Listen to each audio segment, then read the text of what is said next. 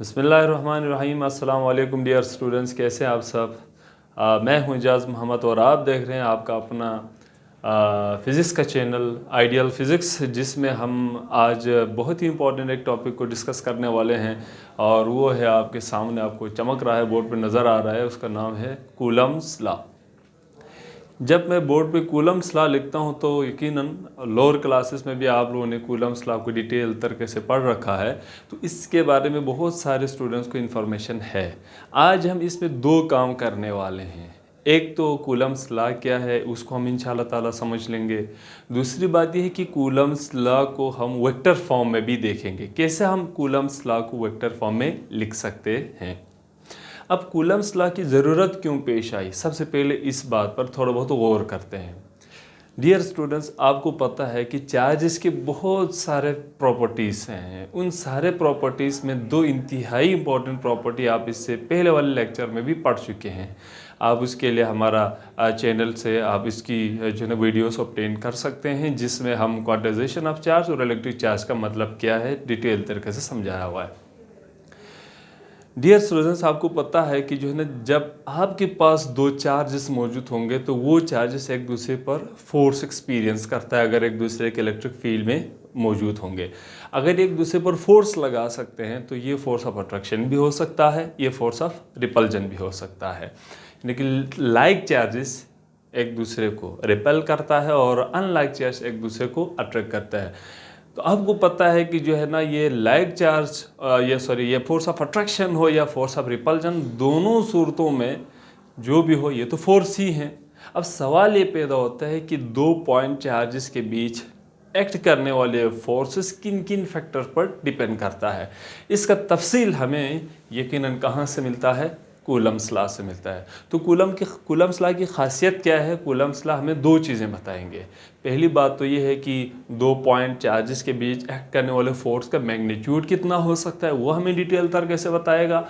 और दूसरा dear students याद रखिएगा, ये हमें बताएगा कि दो पॉइंट चार्ज के बीच एक्ट करने वाले ये जो फोर्स है इसकी डायरेक्शन क्या होगी। तो हमें यहाँ पर आज वेक्टर फॉर्म में भी देखना है। तो थोड़ा बहुत आप इसको रिवाइज कर सकते हैं। जैसे यहाँ पर कूलम्स लॉ का जो बेसिक स्टेटमेंट है वो दिया हुआ है।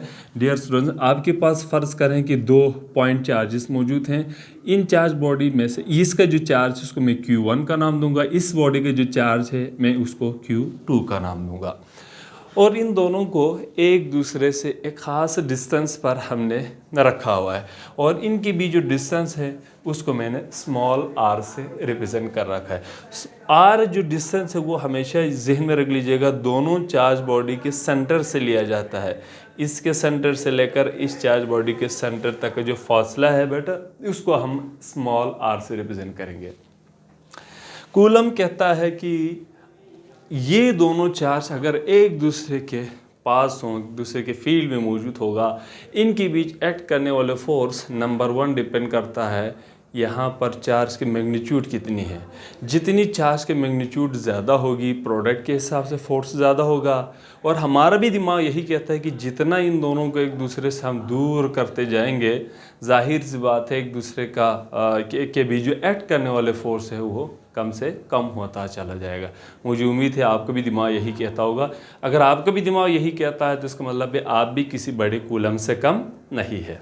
तो बहरहाल यहाँ पर इसी को अगर मैं मैथमेटिकली देखना चाहूँगा तो ये जो स्टेटमेंट है ऊपर डियर स्टूडेंट्स आपको जो दिखाया हुआ है, इसी को एक तरीके से इसका पूरा फैक्टर भी यहाँ पर इन्होंने स्टेट किया हुआ है। अगर मैं एक लम्हे के लिए दोनों चार्ज बॉडी के बीच एक्ट करने वाले फोर्स में F से रिप्रेजेंट करूं तो नंबर 1 ये directly proportional to Q1 Q2 होगा, Q1 Q2 होगा। प्रोडक्ट का मतलब यकीनन आपको पता चल गया होगा। अगर ये 1 कूलम है, ये भी 1 कूलम हो, तो इनके बीच 1 × 1 न्यूटन फोर्स एक्ट कर रहा है। फ़र्ज़ कर रहा हूँ 1 मीटर दूर हमने इसको रखा हुआ है, एज्यूम कर रहे हैं। अगर 3 कूलम का हो, या अगर 3 कूलम हो तो 3 3 9, पहले के मुकाबले में 9 गुना फोर्स ज़्यादा एक्ट करेगा। अगर ये 5 कूलम हो, ये भी 5 कूलम हो, तो 5 × 5 कितना होगा, 25 न्यूटन, पहले के मुकाबले 25 गुना ज़्यादा फोर्स एक्ट करेगा। तो डियर स्टूडेंट, ये प्रोडक्ट के हिसाब से बढ़ता है। दूसरा यकीनन डिस्टेंस पर भी डिपेंड करेगा।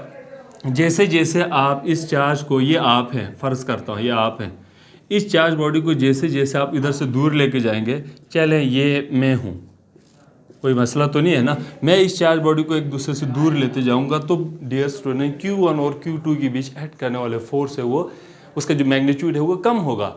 अब सवाल ये बताओ कितना कम होगा, रूट के हिसाब से कम होगा, स्क्वायर के हिसाब से कम होगा, ये सिंपल अंदाज में होगा। तो यही चीज़ बताता है कि force is inversely proportional to R, नहीं आर का स्क्वायर के हिसाब से होगा, आर का स्क्वायर। इसीलिए स्क्वायर के हिसाब से होने का मतलब मैं ज़रा अगर आपको समझा दूं तो कुछ इस तरह से है। अगर फ़र्ज़ करें, फ़र्ज़ करने में कोई हर्ज है नहीं, कोई रोक सकता है, रोक सको तो रोक लो। अगर एक लम्हे के लिए फ़र्ज़ करता हूं इनके भी जो डिस्टेंस है ना वो 1 मीटर मैंने फ़िक्स किया हुआ है, उस सूरत में इनके भी जो फोर्स है 1 न्यूटन है। स्क्वायर का मतलब मैं आपको समझा रहा हूँ, स्क्वायर के हिसाब से वेरी करने का क्या मतलब है। अगर मैं इन्हीं दोनों के बीच डिस्टेंस में 2 मीटर कर दूं, एक दूसरे से बढ़ाऊं, दुगना कर दूं, डबल कर दूं, तो फोर्स की जो मैग्नीट्यूड है कम होगी, पहले के मुकाबले में आधा नहीं होगा, 2 टाइम कम नहीं होगा, बल्कि 2 का स्क्वायर लें कितना होगा, 4 गुना कम होगा। 2 टाइम्स कम नहीं होंगे, पहले के मुकाबले में कितना होगा, 4 टाइम कम होंगे, क्योंकि आर नहीं आर का स्क्वायर है। इस तरह अगर इनकी भी डिस्टेंस 3 मीटर कर दूं तो इसका ये नहीं मतलब होता कि 3 गुना पहले के मुकाबले में कम हो चुका हो। 3 का स्क्वायर क्या होगा, 9 गुना कम होगा। इस तरह ये सिलसिला अगर इन दोनों को फ़र्ज़ कर रहा हूँ कि 10 मीटर तक मैं दूर ले जाऊँ एक दूसरे से, तो 10 टाइम्स कम नहीं होंगे इनके बीच मैग्नीट्यूड ऑफ फोर्स, पहले के मुकाबले में ये 100 टाइम्स कम होगा। ये सिलसिला चलता रहेगा। इसीलिए फोर्सेस इन्वर्सली प्रोपोर्शनल टू, याद रखिएगा डियर स्टूडेंट्स, आर नहीं है बल्कि क्या है, आर का स्क्वायर है। मुझे उम्मीद है आप में से बहुत सारों को जो है ना इस चीज़ के बारे में ज़्यादा इन्फॉर्मेशन मौजूद है, फिर भी मैंने कहा चलो इसका जो है ना डिटेल एक फिर समझा देते हैं। फिर अगर मैं डियर स्टूडेंट इन दोनों को मैं कंबाइन कर दूँ, इन दोनों को अगर मैं कंबाइन कर दूँ, कंबाइन कर देंगे तो force is proportional to Q1 Q2 divided by are square होगा। ये हमने कंबाइन कर दी। फिर मैं अगर सबको पता है कि साइन ऑफ प्रोपोर्शनलिटी उसको अगर मैं ख़त्म करना चाहूँगा तो F इक्वल टू के साथ कांस्टेंट लगा दूंगा Q1 Q2 divided by are square. और अगर मैं इस F को फर्दर यूँ लिखना चाहूँ तो कांस्टेंट को मैं K से रिप्लेस करूँगा, Q1 Q2 divided by are square के बराबर होता है। ये जो K है वो बेसिकली आपको पता है कि ये प्रोपोर्शनलिटी कांस्टेंट है।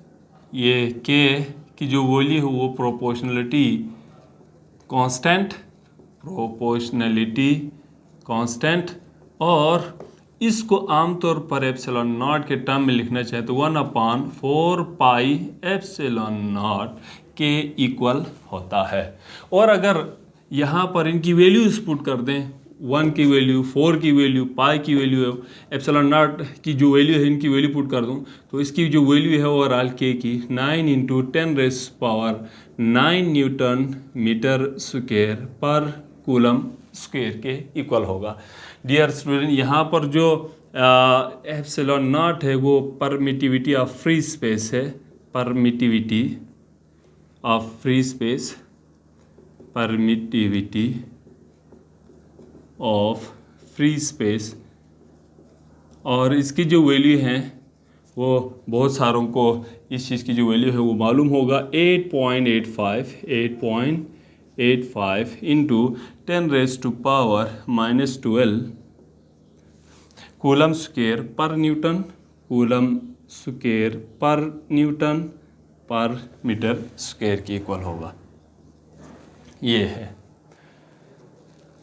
परमिटिविटी। आमतौर पर किसी भी मीडियम का वो प्रॉपर्टी होता है जिसकी वजह से वो दोनों चार्ज के बीच एक्ट करने वाले फोर्स को इफेक्ट करता है।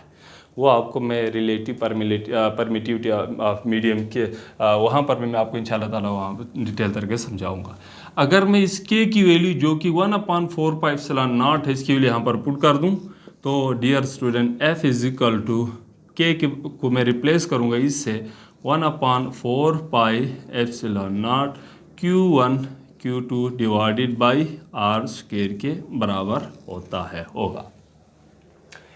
ये जहन में रख लीजिएगा, फॉर फ्री स्पेस है, ये सिर्फ और सिर्फ फॉर फ्री स्पेस के लिए, ये फ्री स्पेस के लिए, यानी कि अगर दो चार्ज बॉडी हैं उसको अगर मैं किसी मटेरियल मीडियम में ना रख दूं, वैक्यूम में रख दूं, तो उस सूरत में इनके बीच एक्ट करने वाले जो फोर्स है उसका मैग्नीट्यूड इतना होगा।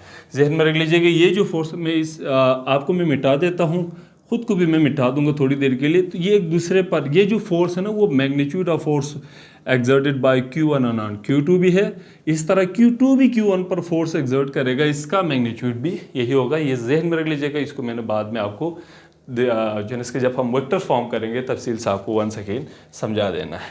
तो ये था डियर स्टूडेंट इसका जो है ना कुछ मैग्नीट्यूड ऑफ फोर्स के बारे में। दूसरा जो है ना इंतहाई इंपॉर्टेंट जो पॉइंट है, जो वैल्यू ऑफ के है, वैल्यू ऑफ के की क्या वैल्यू होगी, दो चीज़ों पर डिपेंड करता है।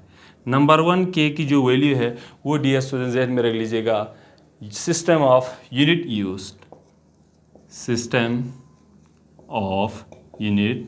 यूज्ड इस चीज़ पर डिपेंड करता है।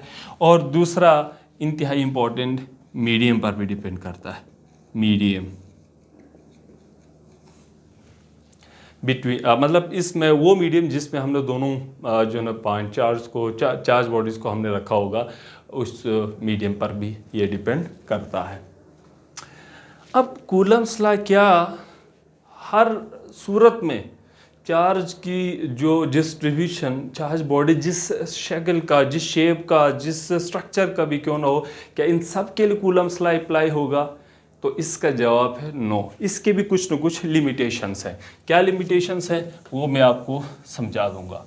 वो लिमिटेशन कुछ इस तरह से है, लिमिटेशंस इसको भी मैं मिटा देता हूँ, उम्मीद है आपको गुस्सा नहीं आएगा। लिमिटेशन ऑफ कूलम्स लॉ, ये है, ज़हन में रख लीजिएगा।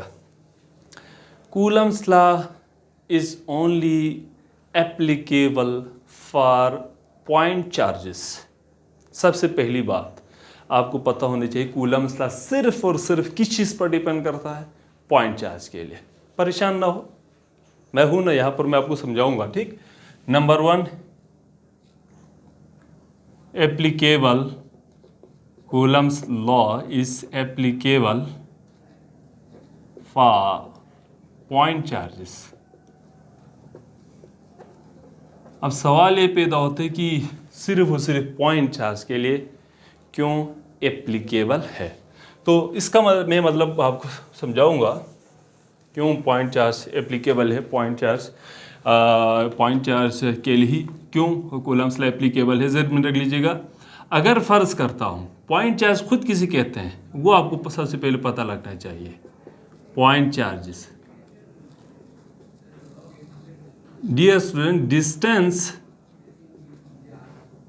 Between the charges should be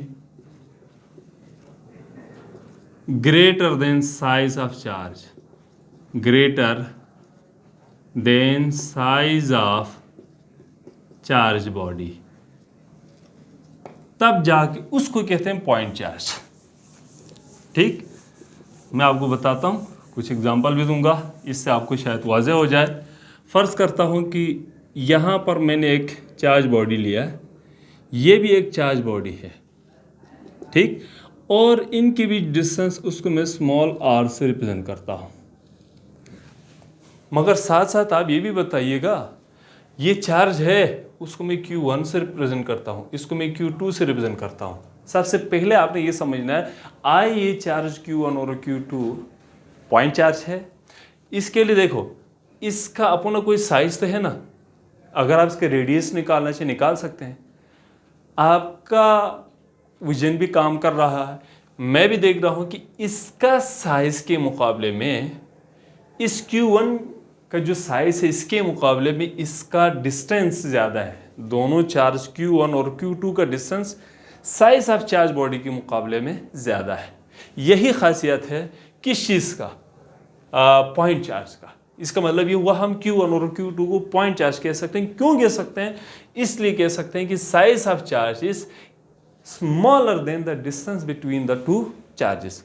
अब ये जो कूलम्ब्स लॉ है वो सिर्फ और सिर्फ पॉइंट चार्ज के लिए क्यों एप्लीकेबल है, इसको कुछ इस अंदाज में हम समझते हैं। डियर स्टूडेंट, अगर मेरे पास कोई दो चार्ज बॉडी हैं और इसको मैं Q1 से रिप्रेजेंट करता हूँ, इसको मैं Q2 से रिप्रेजेंट करता हूँ, तो इनके बीच डिस्टेंस एक लम्हे के लिए मैं R रखूँगा, तो ये फिक्स है।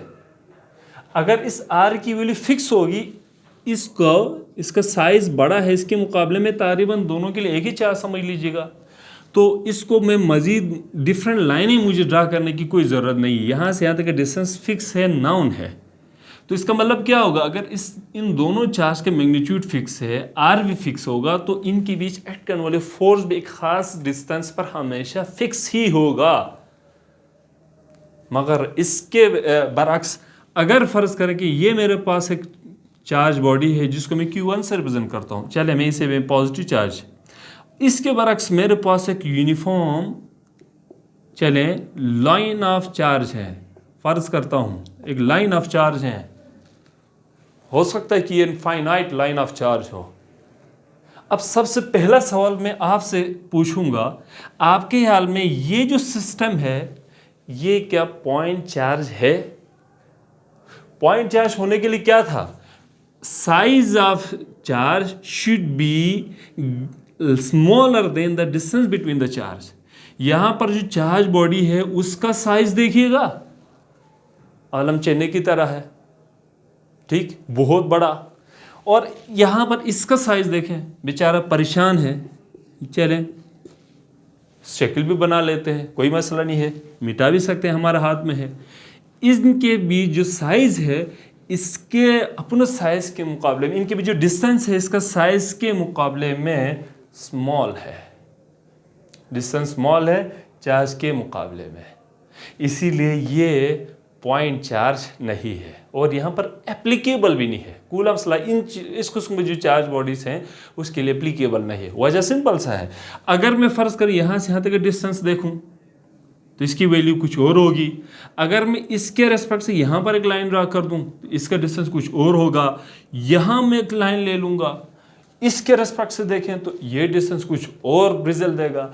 तो डियर स्टूडेंट्स, अगर R की वैल्यू डिफरेंट होगी तो साफ सुथरी बात है फोर्स की वैल्यू भी उसी हिसाब से वेरी करता जाएगा।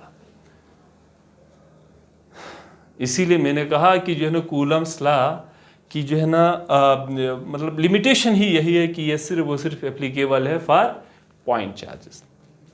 उम्मीद है आपको समझ में आया होगा। दूसरा जो है ना ये जो है ना एप्लीकेबल है, दूसरा इंतहाई इंपॉर्टेंट वो है कि जो चार्ज बॉडी होगा यूनिफॉर्म स्फेरिकल चार्ज बॉडी होना चाहिए। यूनिफॉर्म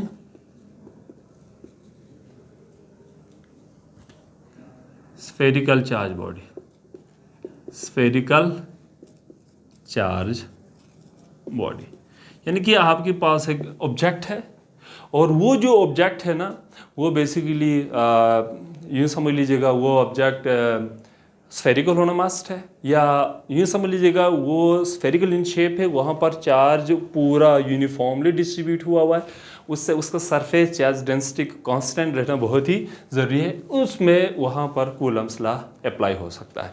तो डियर स्टूडेंट, आपको उम्मीद है ये जो पॉइंट चार्ज है उसका क्या मतलब है और ये डिटेल तरीके से मैंने आपको समझा दिया है। इसको आप नोट ज़रूर कर लीजिएगा, ये आपके लिए बार बार काम आता रहेगा। अब क्योंकि मैग्नीट्यूड ऑफ फोर्स तो मैंने आपको बता दिया, मैग्नीट्यूड ऑफ फोर्स जहन में रख लीजिएगा, F = 1/4 pi epsilon naught Q1 Q2 divided by R² है। ये magnitude of force between the two point charges हैं। ठीक हो गया। अब मैंने आपसे कहा कि कूलम्ब्स लॉ से हमें दो चीज़ें पता लगेगा। एक तो हमें कूलम्स लॉ में मैग्नीट्यूड ऑफ फोर्स जाहिर सी बात है पता लगता है। दूसरा इंतहाई इंपॉर्टेंट पॉइंट हमें कि ये फोर्स है तो ये वेक्टर फॉर्म में भी हमें लिख सकते हैं। वेक्टर फॉर्म में हो तो इसका मतलब कि इसकी डायरेक्शन भी होगी, हमें इसका डायरेक्शन भी पता होना चाहिए। तो इसीलिए मैं यहाँ पर लिख देता हूँ vector form of Coulomb's law, vector form of Coulomb's law. हम इसको वेक्टर फॉर्म में भी लिखेंगे, कैसे लिखेंगे वो भी आप ज़रा देख लीजिए, इंशाल्लाह ताला क्लियर हो जाएगा। एक काम करते हैं, हम एक लेट करते हैं, और आपको पता है फिज़िक्स में हम मैथमेटिक्स में फिज़िक्स में ये दोनों आपस में काफ़ी क्लोज ताल्लुकदारी है, रिश्तेदारी है इन दोनों के बीच में। सपोजिशन मज़े से करते हैं, वैसे भी आपको पता है कोई रोक सकता है, रोक सको तो रोक लो, वैसे तब्दीली बहुत ज़्यादा आ रही है। देखिए हम यहाँ पर एक सपोजिशन करते हैं, आप ज़रा मुझे ये काइंडली बताइएगा, समझ लीजिएगा, क्या यहाँ पर फोर्स Q1 सिर्फ Q2 पर लगाएगा, यानी कि इनके बीच फोर्स ऑफ अट्रैक्शन की शक्ल में हो या फोर्स ऑफ रिपल्जन की शक्ल में, क्या सिर्फ Q1 Q2 पर लगाएगा या क्या सिर्फ Q2 Q1 पर लगाएगा? नो, दोनों चार्जेस एक दूसरे पर फोर्स एक्सपीरियंस करेगा। Q1 Q2 पर लगाएगा तो Q2 भी इतना शरीफ नहीं है, वो भी काउंटर अटैक करेगा। क्लियर हो गया? कैसे करता है वो भी मैं तफसील से समझाऊंगा। इसके लिए मैं यहाँ पर एक काम करता हूँ, F12 is equal to force exerted by Q1 on Q2। Q1 Q2 पर जो फोर्स एग्जर्ट करता है उसे मैंने क्या नाम दे दिया? F12। मैं फिगर भी यहां पर ड्रा करता हूं। इसके बरक्स F21 is equal to force exerted by Q2 on Q1। इसको 12 और 21 नहीं पढ़ना है, आपको 1 2 आता है, गिनती आता है आपको जो है ना 100 तक, और इसको डायरेक्ट अगर आप 12 और 21 कहेंगे तो गलत बात। यहाँ पर F11 को मैंने इसलिए पहले लिखा कि force exerted by Q1 on Q2, force exerted by Q2 on Q1 है, इसका ये मतलब है। अगर मैं इसको यहाँ पर समझाऊं तो ये होगा कि फ़र्ज़ करें ये चार्ज बॉडी है, पॉइंट चार्ज, उम्मीद है आपको पता चल गया होगा ये पॉइंट चार्ज है या नहीं है। अब अगर इनके बीच जो डिस्टेंस है डियर स्टूडेंट्स, मैंने R से रिप्रेजेंट किया है। Q1 Q2 पर उस दफ़ा फोर्स ऑफ रिपल्जन की सूरत में इस साइड पे फोर्स लगाएगा, यूं, इसको मैंने डियर स्टूडेंट F12 का नाम दे दिया। और इस तरह Q2 Q1 पर इस साइड पर जो पुश करेगा, इसके जो मैग्नीट्यूड यूं होगा, इसके डायरेक्शन, तो इसको मैं F21, यानी इसका मतलब क्या है, 2 ने 1 पर फोर्स लगा दिया, 2 1। इस तरह अगर फोर्स ऑफ अट्रैक्शन की शक्ल में हो तो एरो हेड जो तीर का निशान है उसको आप अंदर की तरफ मोड़ लीजिए, वो भी आपको पता चल जाएगा। तो सबसे पहले हम ये कैलकुलेट करेंगे, F12 का क्या मतलब है? F12 का मतलब है force exerted by Q1 on Q2। अच्छा, आपको फर्स्ट ईयर में पूरा वेक्टर्स एंड इक्विलिब्रियम वाला जो चैप्टर है, चैप्टर नंबर 2, उसमें डिटेल तरीके से आपने स्केलर क्वांटिटीज, वेक्टर क्वांटिटीज और वेक्टर की रिप्रेजेंटेशन वगैरह उसको कैसे लिखा जाते है पूरा आपने पढ़ा हुआ है। कि फ़र्ज़ करता हूँ कि लेट सपोज एक लम्हे के लिए मैं यहाँ, मेरे पास कोई सी भी वेक्टर हो, तो इसका मतलब है इस वेक्टर में जिसको मैंने ए से रिप्रेजेंट किया है, इसका मतलब होता है इसका मैग्नीट्यूड भी है और इसके डायरेक्शन भी है। इसका मैग्नीट्यूड को सिर्फ मैं ए से रिप्रेजेंट करता हूँ और उसके जो डायरेक्शन है उसको मैं ए केब से, यूनिट वेक्टर हम ए केब इस्तेमाल कर सकते हैं। ठीक हो गया। इस तरह अगर मेरे पास वेक्टर का नाम बी होता तो मैं बी इंटू बी केब, सी होता तो मैं सी इंटू सी केब, डी होता तो मैं डी इंटू डी केब लिखता, कोई मसला नहीं है। इसी तरह यहां पर अगर मेरे पास वेक्टर का नाम F12 है, बस नाम चेंज किया है, यहां पर ए था, ए को मैंने रिप्लेस किया F12। इसका मतलब इसका मैग्नीट्यूड क्या होगा? इसका मैग्नीट्यूड होगा F12 सीधा, या इसी को वेक्टर फॉर्म में लिख के आप मॉड्यूलस में भी लिख सकते हैं। और इसका यूनिट वेक्टर क्या होगा? F12 cap. उम्मीद तो समझ में आया होगा। यहां पर F12 इससे पहले वाले जो मैंने यहां पर अभी भी लिख के रखा हुआ है, ये देखिएगा यहां पर F क्या है, force exerted by Q1 on Q2 और Q2 ऑन Q1, उसका मैग्नीट्यूड है। इसका मतलब क्या होगा, F12 का मैग्नीट्यूड इसी F के ही बराबर होगा जो कि फ्री स्पेस में इसके बराबर है। मैंने इसीलिए F12 को सिर्फ क्या लिख दिया, F लिख दिया। एंड जो F12 केप जो कि यूनिट वेक्टर है, आप जरा मुझे काइंडली बताएगा, ये जो Q1 Q2 पर फोर्स लगाएगा, Q1 Q2 पर फोर्स लगाएगा, क्या यूं फोर्स लगाएगा टकड़क? नो। क्या इधर से यूं फोर्स लगाएगा? नहीं। Q1 Q2 को जिस डिस्टेंस पे इन दोनों को सेपरेट किया है, जिसको मैंने R से रिप्रेजेंट की, इसी डिस्टेंस के अलोंग फोर्स लगाएगा। शॉर्टेस्ट लेंथ Q1 और Q2 के बीच जो शॉर्टेस्ट लेंथ है ना, स्ट्रेट लाइन की शक्ल में आएगा, उसी डिस्टेंस के अलोंग, कहां से किधर, Q1 से Q2 की जानिब, उसी डायरेक्शन में F12 की डायरेक्शन होगी। इसीलिए मैंने क्या लिख दिया, इसको R12 केप लिखा। R का मतलब डिस्टेंस, कहां से कहां तक, Q12 का मतलब है Q1 से लेकर Q2 तक का डिस्टेंस, इसको मैंने R केप से रिप्रेजेंट किया, वैसे भी ये डायरेक्शन को रिप्रेजेंट करता है। तो इसकी वैल्यू अगर मैं डियर स्टूडेंट यहाँ पर पुट कर दूंगा तो क्या होगा, F12 is equal to, F12 की बजाय इसके जो मैग्नीट्यूड है उसको मैं F से रिप्रेजेंट करता हूँ, ये और इसे मैं R12 वेक्टर लिख दूंगा। F का जो मैग्नीट्यूड वही होगा जो हमने इससे पहले कर रखा है। तो डियर स्टूडेंट्स, इसको मैं लिख सकता हूँ F12 is equal to 1/4πε0 Q1 Q2 divided by R square into R12 के।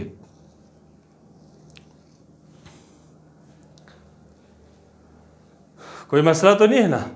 उम्मीद है आपको यकीनन समझ में आया होगा। इसी तरह बिल्कुल यही मैं यहाँ पर इसको थोड़ा रब करता हूँ विथ योर काइंड परमिशन। तो इसी तरह अगर मैं F21 लिख दूँ तो F21 इज इक्वल टू किसके बराबर होगा, F21 इंटू F21 केप। यहाँ पर वंस अगेन इधर मैं लिख देता हूँ F21, इसको हमने कैलकुलेट करना है। तो where F21 is equal to, once again F21 का मतलब क्या है, Q2 ने जो Q1 पर फोर्स लगाया उसका भी मैग्नीट्यूड यही होगा जो हमने इससे पहले कर रखा है। And F21 cap is equal to R21 cap होगा। यानी जो F21 की जो डायरेक्शन है, जिस डिस्टेंस पे इन दोनों को सेपरेट किया, उसी डिस्टेंस के अलावा Q2 से Q1 जानिब होगी।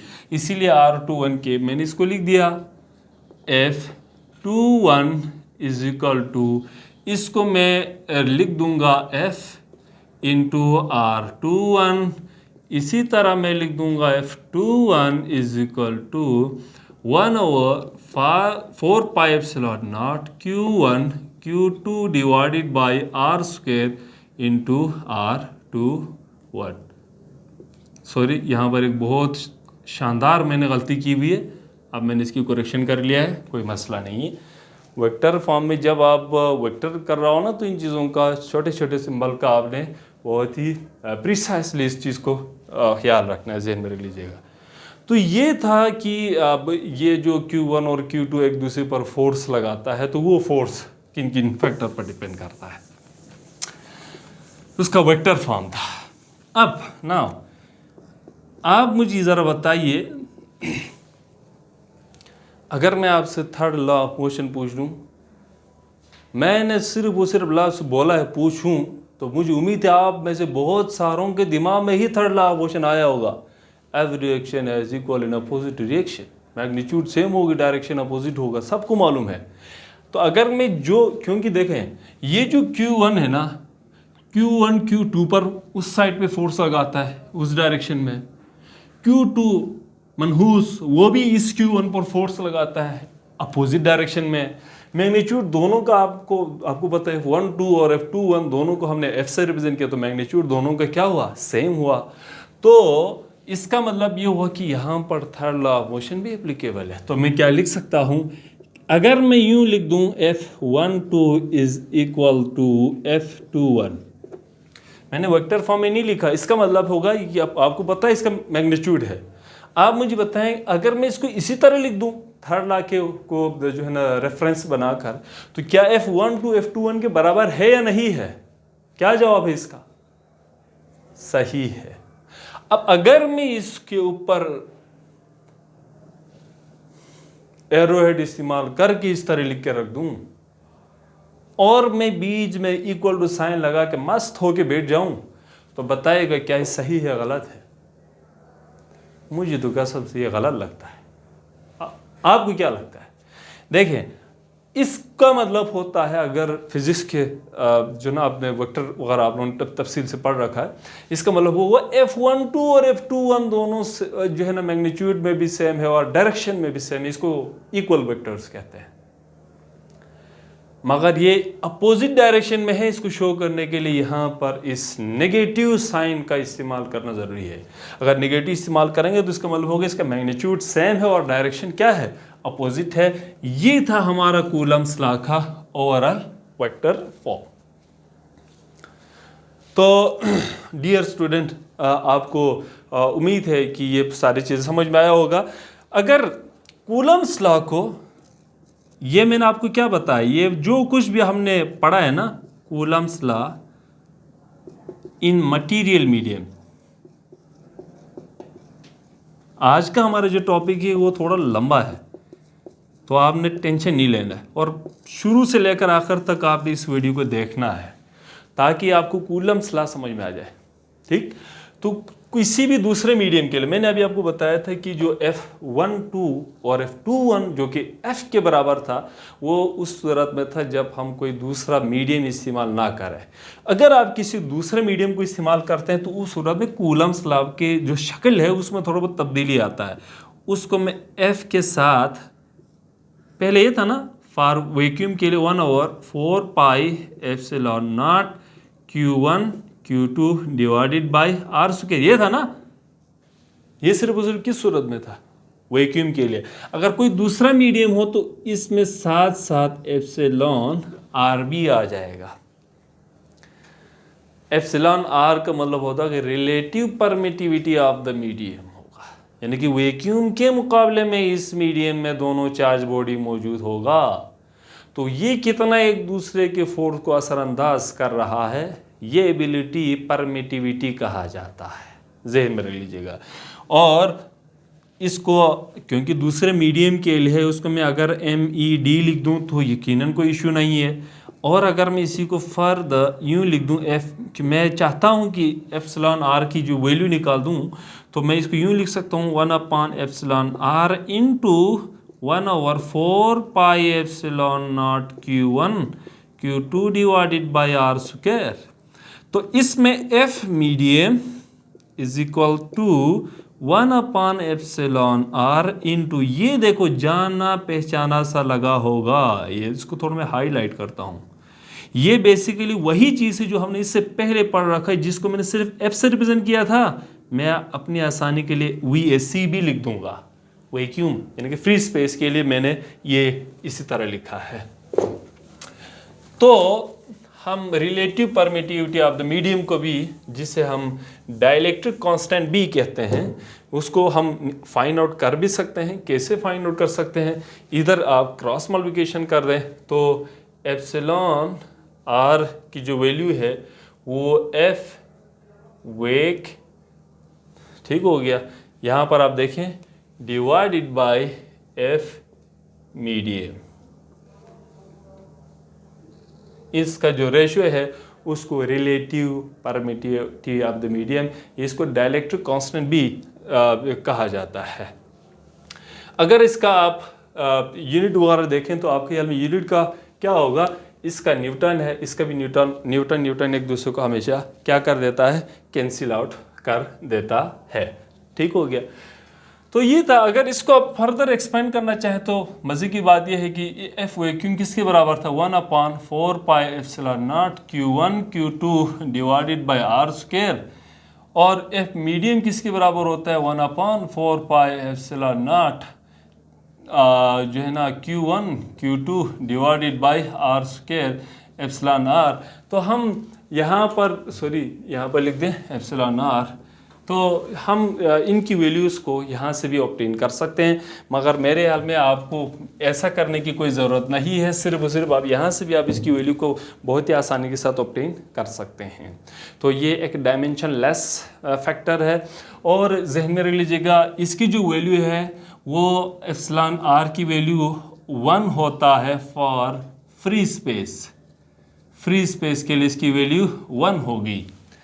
और किसी भी दूसरे मीडियम के लिए एप्सिलॉन आर की वैल्यू डिफरेंट होगा, यकीनन 1 से ये बड़ा होगा। तो आप इजीली किसी भी दूसरे मीडियम के लिए भी एप्सिलॉन आर की वैल्यू इजीली ऑब्टेन आप कर सकते हैं। तो डियर स्टूडेंट, ये था हमारा आज का सबक, और मुझे उम्मीद है आपको हमारे जो आज का सबक है वो समझ में आया होगा। और यकीनन ये बहुत ही इम्पोर्टेंट ला था। और इंशाल्लाह ताला नई वीडियो के साथ फिर हाज़िर होंगे। तब तक के लिए मोहम्मद को इजाज़त दीजिए। अल्लाह हाफिज़।